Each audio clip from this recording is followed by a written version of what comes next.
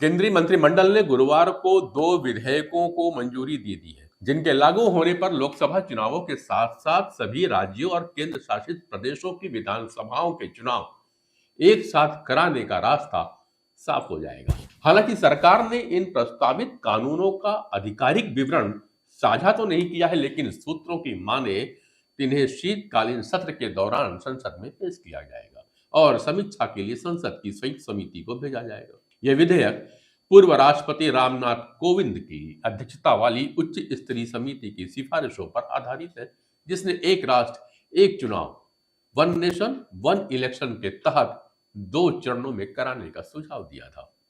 पहले चरण में लोकसभा और राज्य की विधानसभा के चुनावों को एक साथ कराने के लिए संविधान संशोधन की बात है, तो दूसरे चरण में पंचायत और नगरीय निकाय चुनावों को लोकसभा और विधानसभा चुनावों के साथ संरेखित करने का सुझाव दिया गया है। गुरुवार को कैबिनेट ने पहले चरण के अंतर्गत संविधान संशोधन विधेयक को मंजूरी दी। दूसरा विधेयक दिल्ली, जम्मू कश्मीर और पांडिचेरी चुनाव को समन्वित करने से संबंधित है। हालांकि पंचायत और नगर निगम चुनावों को एक साथ कराने या एक समान मतदाता सूची बनाने से संबंधित विधेयक अभी पेश नहीं किया गया। पता चला है कि नगर निगम और पंचायत चुनाव को लोकसभा और विधानसभा चुनावों के साथ जोड़ने वाला विधेयक गुरुवार को कैबिनेट के सामने रखा ही नहीं गया।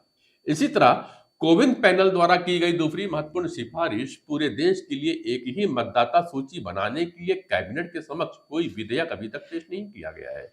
सूत्रों ने कहा कि केंद्र इन दोनों विधेयकों को आगे बढ़ाने के लिए जल्दबाजी में नहीं है, क्योंकि लोकसभा चुनावों को विधानसभा चुनाव के साथ मिलाने वाले विधेयकों के विपरीत स्थानीय निकाय चुनावों को एक साथ करने और एक आम मतदाता सूची का मसौदा तैयार करने के लिए प्रस्तावित कानूनों को संसद द्वारा पारित किए जाने पर सभी राज्य विधानसभाओं में से कम आधे द्वारा अनुसमर्थन की आवश्यकता होगी।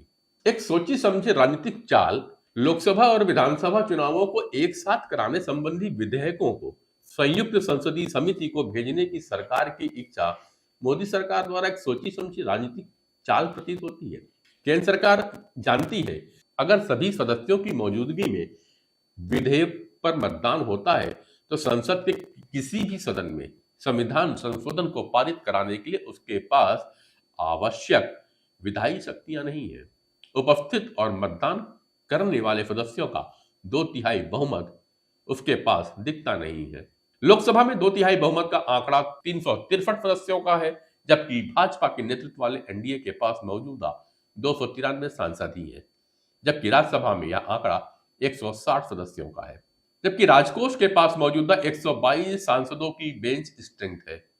सरकार ने विधेयक को संयुक्त संसदीय समिति के पास भेजने का निर्णय लिया है ताकि राजनीतिक सहमति बनाने का प्रयास किया जा सके।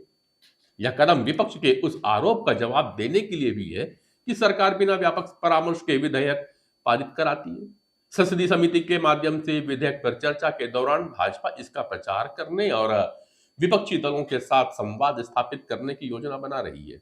मौजूदा परिस्थितियों को देखते हुए 2029 में एक साथ चुनाव कराना संभव तो नहीं दिखता, क्योंकि संसद द्वारा कानून पारित होने और राष्ट्रपति द्वारा अधिसूचना जारी करने के 5 साल बाद ही एक साथ चुनाव लागू होंगे। इसलिए यह प्रक्रिया 2034 तक ही क्रियान्वित हो सकती है। इसके लागू होने पर व्यवधान का एक कारण कई क्षेत्रीय और राष्ट्रीय दलों ने इस प्रस्ताव को संघीय ढांचे के लिए हानिकारक भी बताया है। उनका कहना है कि क्षेत्रीय दलों के लिए यह असमानता पैदा करेगा। साथ ही मध्य अवधि चुनावों की स्थिति में इसकी व्यवहार्यता और आर्थिक लाभ की दावेदारी पर भी सवाल उठाए गए हैं। अब देखना होगा कि मोदी सरकार इस विधेयक को पास करा पाती है या बहस के साथ यह भी ठंडे बस्त्रों में पड़ा रह जाएगा। नमस्कार।